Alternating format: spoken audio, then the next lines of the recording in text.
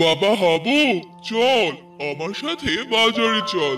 আজকে আমরা দুজনে মিলে বাজার করে নিয়ে আসবো। তাই নাকি বাবা?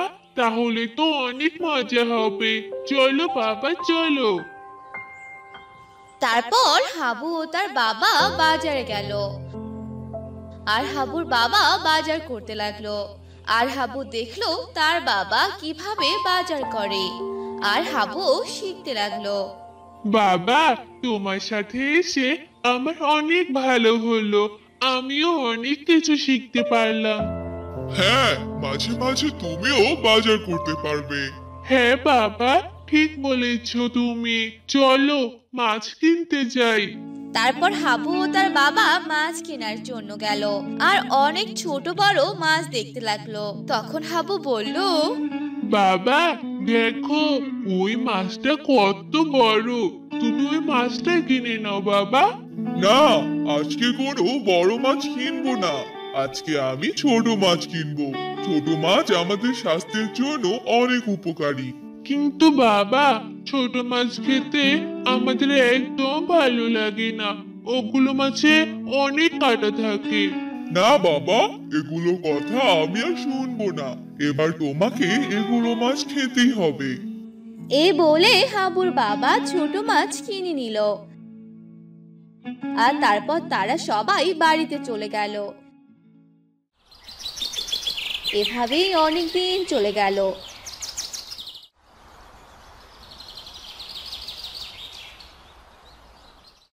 হাবু আর শিপু দুজনই একসাথে স্কুলে যেতে লাগলো। তখন শিপু হাবুকে বলল, আচ্ছা, এই রাস্তাটা বন্ধ কেন? এখানে তো লেখা আছে বিপজ্জনক। এটা এখানে লেখা কেন রে হাবু?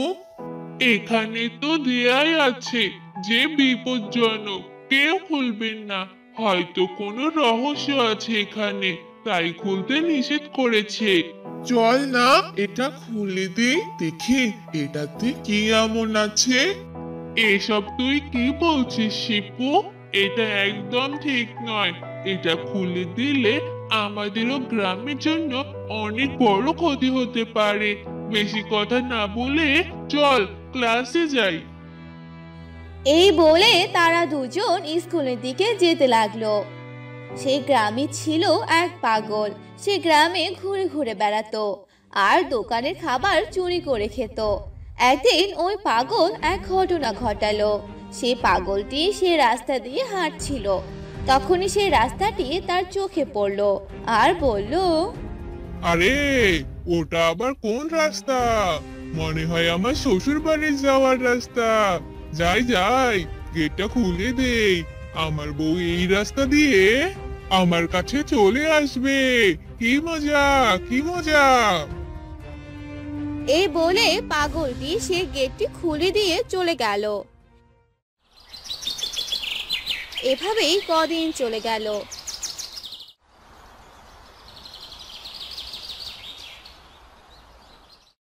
সে রাস্তার ভিতরে ছিল এক ভাঙা বাড়ি।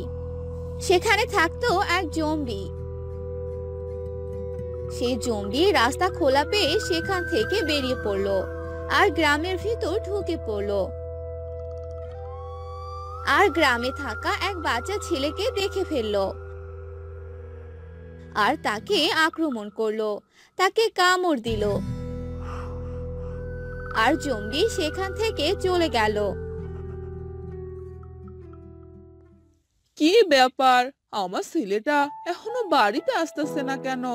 সেই সকাল বেরিয়েছিল, এখনো আসার কোনো নামই নেই।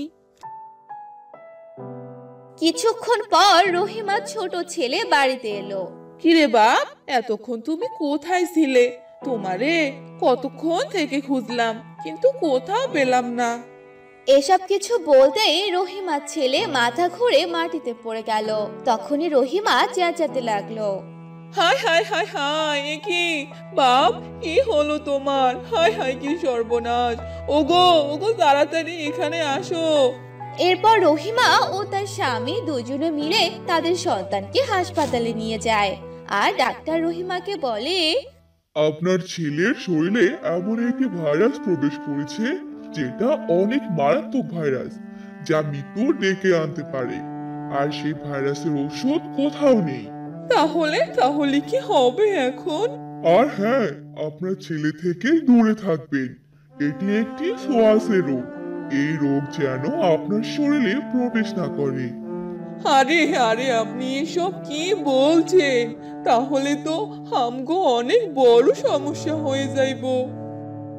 এই বলে রহিমা ও তার স্বামী সেখান থেকে চলে গেল। কিছুদিন যেতেই রহিমার সন্তান মারা গেল। আর অন্যদিকে এই ভাইরাস রহিমা ও তার স্বামীর শরীরেও প্রবেশ করলো। তারা দুজনই মারা গেল। এই খবর পুরো গ্রামে ছড়িয়ে গেল। বাবা বাবা, জানো কি হয়েছে? গ্রামে এক ভাইরাস ছড়িয়ে পড়েছে। যার শরীরে এই ভাইরাস যাচ্ছে সেই মারা যাচ্ছে। এটা তুমি কি বলছো বাবা? তাহলে তো খুবই সাংঘাতিক ব্যাপার। আর বাবা জানো, সেই ভাইরাস একজন থেকে আরেকজনের শরীরে যাচ্ছে। আর এটা এক রাক্ষসের শরীর থেকে এসেছে। আর সেই রাক্ষসটা হলো জম্বি। তাহলে তো খুবই ভয়ঙ্কর বাবা। তাহলে তো বাসা থেকে বের হওয়া যাবে না। না বাবা, আমরা যদি ঘরে বসে থাকি তাহলে তো আমাদেরও সবার অনেক সমস্যা হয়ে যাবে। কিন্তু এখন আমরা কি করব? সেই জম্বি রাক্ষস তো আমাদের ক্ষতি করতে পারবে। তার শরীরে জীবাণু তো অনেক ছোঁয়াছে। বাবা, তুমি কোনো চিন্তা করো না, আমি দেখছি কি করা যায়। এই বলে হাবু শিপুর বাড়িতে গেল আর শিপুকে ডাকতে লাগলো। শিপু, ওই শিপু, কোথায় তুই? হ্যাঁ হাবু, বল। তুই বের হচ্ছিস না কেন? আরে, তুই কি কিছু জানিস না নাকি? গ্রামে এক জম্বি চলে এসেছে। সে যদি আমাকে এক কামড় দেয় তাহলে তো আমি মারা যাব। না না হাবু, আমি বাইরে যাব না। তুই আমার সাথে আয়, তোর কিচ্ছু হবে না। তখন শিপু বাহিরে বের হলো। আর তখনই গ্রাম থেকে সবাই জোরে জোরে চেঁচাতে লাগলো আর বলতে লাগলো, পালাও পালাও, জম্বি গ্রামে ঢুকে পড়েছে, পালাও সবাই পালাও। এই বলে গ্রামে হইচই পড়ে গেল আর সবাই পালাতে লাগলো। হাবু, চল বাড়িতে ঢুকে পড়ি, বাইরে থাকা যাবে না। না না, এই জম্বিকে এই গ্রাম থেকে তাড়াতে হবে, না হলে এই গ্রামের মানুষ সব ওই জম্বির ছোঁয়াচে রোগে মারা যাবে। আর আমি এটা কখনই হতে দিতে পারি না। তুই কি বলছিস হাবু? তুই এখন কি করবি? আমার কিন্তু অনেক ভয় লাগছে। তারপর হাবু শিপুদের বাড়িতে গেল। হ্যান্ড গ্লোভস, মাস্ক এবং পুরো শরীরকে এমন ভাবে ঢেকে নিল যাতে করে সেই জীবাণু হাবুর শরীরে না যায়। এসব তুই কি পড়েছিস হাবু? এ কথা বলতেই সেখানে জম্বি চলে আসে আর হাবুর উপর আক্রমণ করতে থাকে। অন্যদিকে শিপু একটা গাছের কোণায় লুকিয়ে পড়ে। এবার আমি তোকেও কামড় দিব আর জীবাণু তোর শরীরেও যাবে। একে একে সবাই মারা যাবে। হা হা হা হা। না না জম্বি, তোর এই আশা কখনোই পূরণ হবে না, কারণ আমি এখনই তোকে মেরে ফেলবো। হা হা হা হা। এই বাচ্চা ছেলেটি কি সব বলছে রে? সে নাকি আমাকে মারবে। হা হা হা হা। এ বলে হাবু জম্বির মাথায় অনেক জোরে মারলো, কিন্তু জম্বির কিছুই হলো না। হা হা হা হা। তুই আমার কিছুই করতে পারবি না বাচ্চা। তখনই হাবুর অনেক রাগ উঠে গেল আর হাবু ও জম্বি দুজনেই অনেক মারামারি করতে লাগলো। এক পর্যায়ে জম্বি অনেক আঘাত পেল। তখনই হাবু বড় একটি ছুরি দিয়ে জম্বির পেটে ঢুকিয়ে দিল আর জম্বি মারা গেল। হাবু, জম্বি তো মারা গেছে। তখনই সেখানে পুলিশ চলে এলো আর এসব কাহিনী দেখে পুলিশ বলল, এসব তুমি কি করেছো বাবা?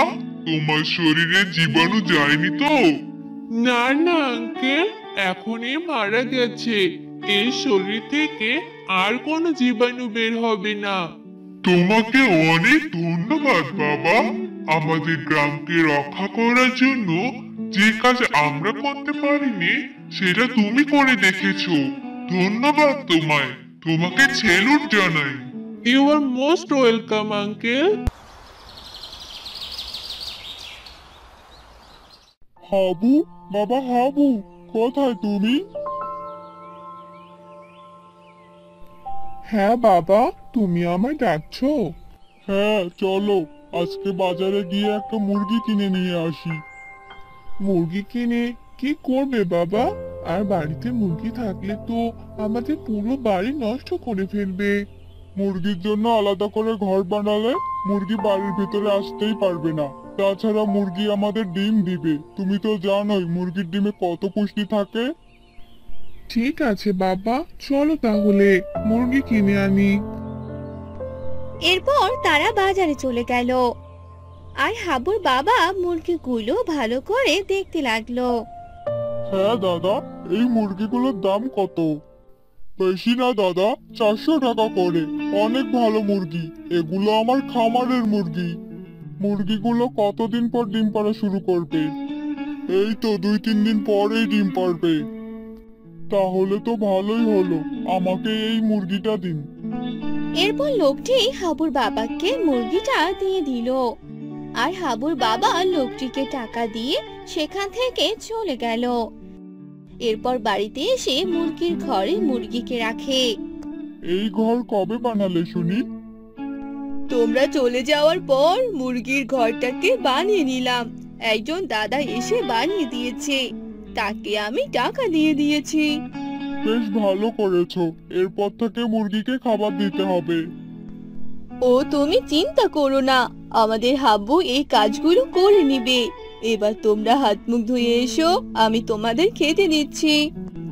তারপর হাবু ও তার বাবা হাত মুখ ধুয়ে আসে আর খাবার খেয়ে নেয়।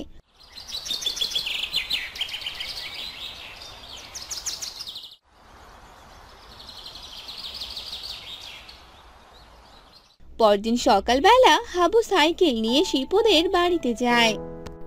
চল শিপু, আজ তো ফ্রাইডে, আজ কোথাও গিয়ে ঘুরে আসি। ঠিক আছে, চল।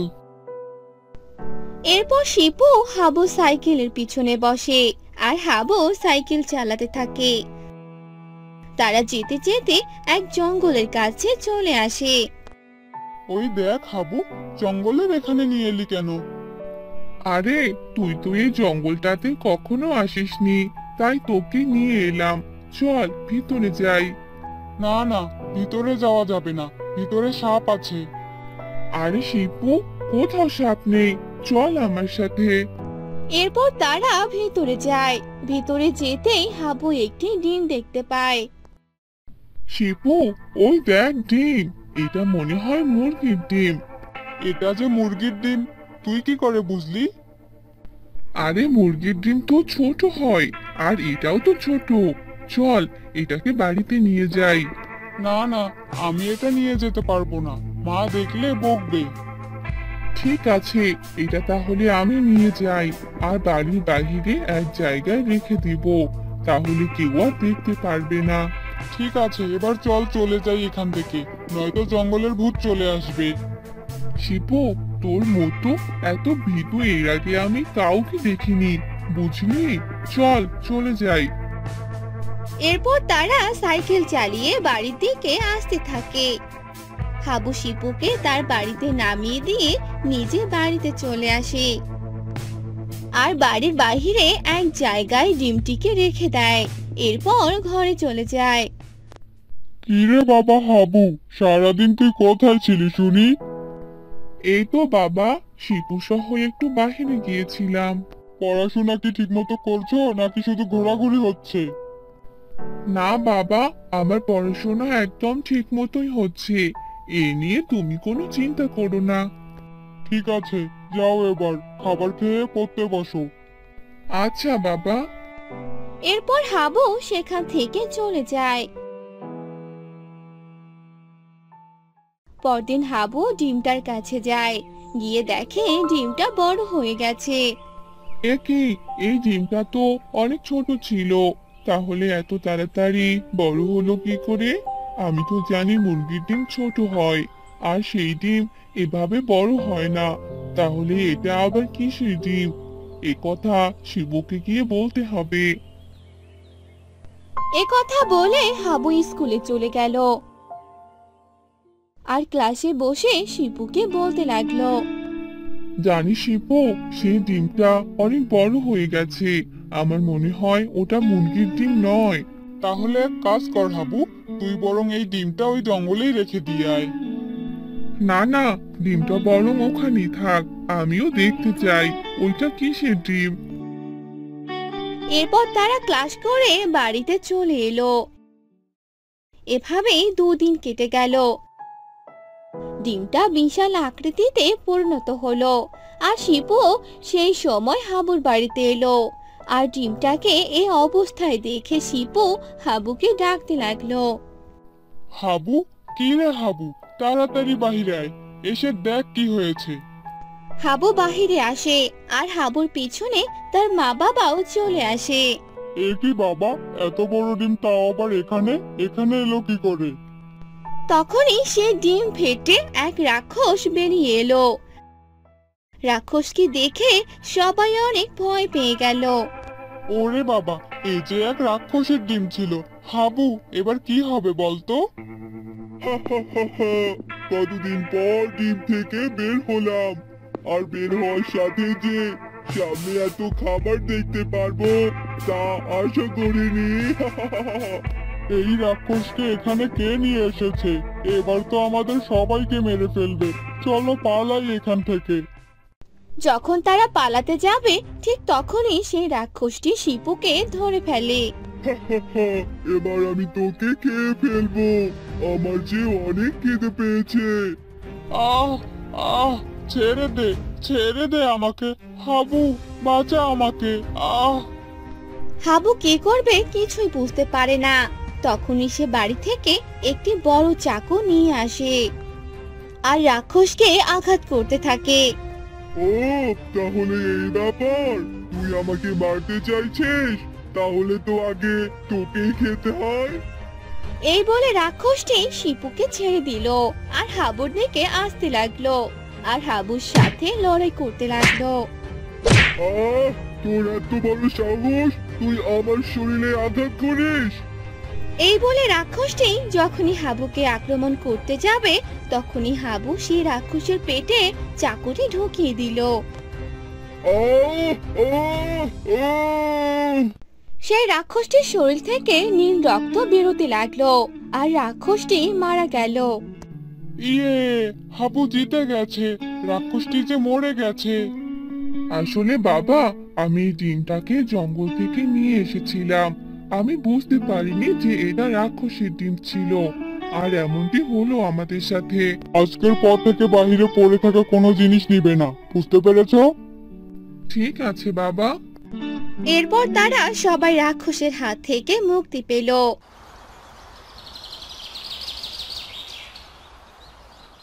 গোপালগঞ্জ নামে একটি গ্রাম ছিল। সেই গ্রামে বাস করত করিম।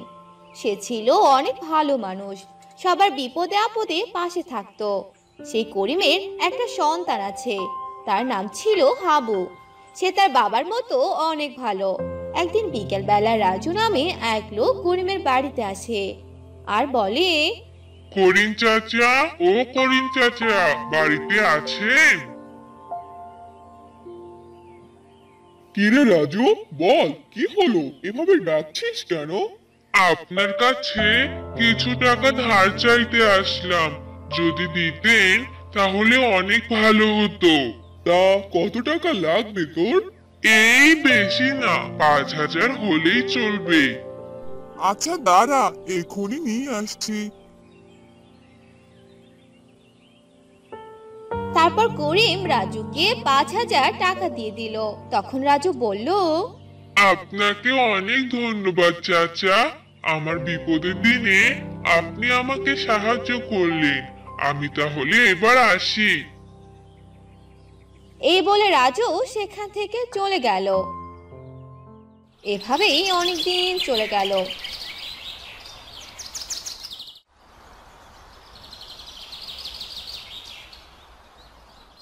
গ্রামের সবাই তাদের জমিতে অনেক ফসল চাষ করত। একদিন হাবু তার বাবাকে বলল, আচ্ছা বাবা, সবাই তো জমিতে অনেক কিছু চাষ করে, কিন্তু তুমি করো না কেন? শুধু কি চাষ করলেই হয় বাবা? অনেক পরিশ্রম করতে হয়, দেখাশোনা করতে হয়, কিন্তু এগুলো করার মতো সময় যে আমার হয় না রে বাবা। তাতে কি হয়েছে বাবা? এবার থেকে তুমিও চাষ করবে আর আমি দেখাশোনা করব। বলো না বাবা, করবে? আচ্ছা বাবা, ঠিক আছে, তুমি যখন এত করে বলছো তাহলে এবার চাষ করব। এসব শুনে হাবু অনেক খুশি হয়ে গেল। আর এবার হাবুর বাবা জমিতে ধানের চাষ করলো। বাবা, তুমি দেখো, এবার আমাদের অনেকগুলো ধান হবে। আমিও অনেক যত্ন করব। আচ্ছা ঠিক আছে, তাই দেখা যাবে। এভাবেই অনেক দিন চলে গেল।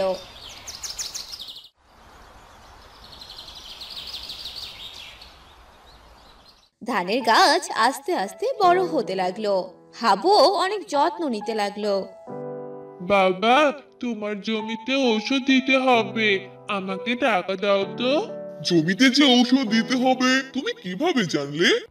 আরে বাবা, আমাদের জমিতে প্রথম থেকেই তুমি যার কাছ থেকে ওষুধ কিনে এনেছিলে, আমি তার কাছ থেকে অনেক পরামর্শ নেই আর এসব কিছু তার কাছ থেকেই শুনেছি।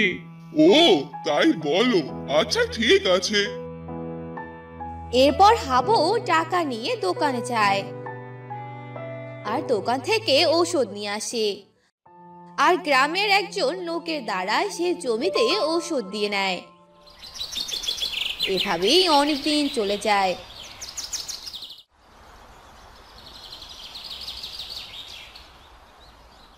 আরে বাহ, গাছগুলোতে তো ধান ধরেছে, আর এগুলো যদি পেকে যায় তাহলে তো অনেক ভালো হবে, আর বাবাও অনেক খুশি হবে। অন্যদিকে সে গ্রামে অনেক কৃষক তাদের জমিতে অনেক অনেক ফসল চাষ করেছে। তাদের সবার জমিতে ফসল অনেক ভালো হয়েছে। কিন্তু সেই গ্রামেই ঘটলো এক কালময় ঘটনা। গ্রামে এক দৈত্যের আবির্ভাব ঘটলো, কিন্তু এটা কেউ জানতো না। অন্যদিকে হাবু তার বাবাকে বলল, বাবা জানো, আমাদের জমিতে এবার অনেক ধান হয়েছে, আর পাকলে সব ধান নিয়ে আসবো। তাই নাকি রে বাবা? তাহলে তো অনেক ভালো। এভাবেই অনেক দিন চলে গেল।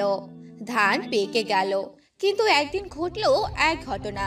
সেই দৈত্য গ্রামের সকল ধান খেয়ে ফেললো, আর সেগুলো খেয়ে সেখানেই হাওয়া হয়ে গেল। পরদিন সকালবেলা বাবা চলো, ধানগুলো হয়তো পেকে গেছে, সেগুলো দেখে আসি। আচ্ছা বাবা, চল। এই বলে হাবু ও তার বাবা সেখান থেকে চলে গেল তাদের জমিতে। আর গিয়ে যা দেখলো তা দেখে তারা মাথায় হাত দিল। এসব আমি কি দেখছি বাবা? জমিতে তো কোনো ধান নেই। তাই তো দেখছি বাবা, কিন্তু বাবা, ধানগুলো কোথায় গেল? বাবা বাবা, দেখো, শুধু আমাদের কেন, কারো জমিতেই কোনো ফসল নেই। এ কি সর্বনাশ! এসব আমি কি দেখছি? তখনই সেখানে রাজু চলে এলো, আর তার জমিতে কোনো ফসল নেই। হায় হায়, এসব আমি কি দেখছি? আমার জমির ফসলগুলো কোথায় গেল? কি ব্যাপার করিম চাচা, কি হলো এসব? আমি কি দেখছি? এসব তো আমিও দেখছি রাজু। শুধু তোমার কেন, আমারও জমিতে কোনো ফসল নেই। এই প্রথমবার আমি আমার জমিতে কিছু চাষ করেছি। কিন্তু চাচা দেখেন, শুধু আপনার নয়, প্রতিটা জমিতেই কোনো ফসল নেই, কিন্তু এগুলো কেমনে হলো? আমিও কিছুই বুঝতে পারছি না। এভাবেই তারা বাড়িতে চলে গেল। আর অনেক দিন চলে গেল। গ্রামের সবাই ফসল উঠাতে না পেরে অনেক সমস্যায় পড়ে গেল। তাই তারা আবারও চাষাবাদ করলো। আগের বারের মতো এবারও ঘটলো সেই ঘটনা। সেই দৈত্য আবারও হাজির হলো। এবার সেই দৈত্যকে হাবু দেখতে পেল আর বলল, তাহলে এই ব্যাপার, এই দৈত্য এসে আমাদের এই ফসলগুলো খেয়ে যায়, একে তো একটা শাস্তি দিতেই হবে।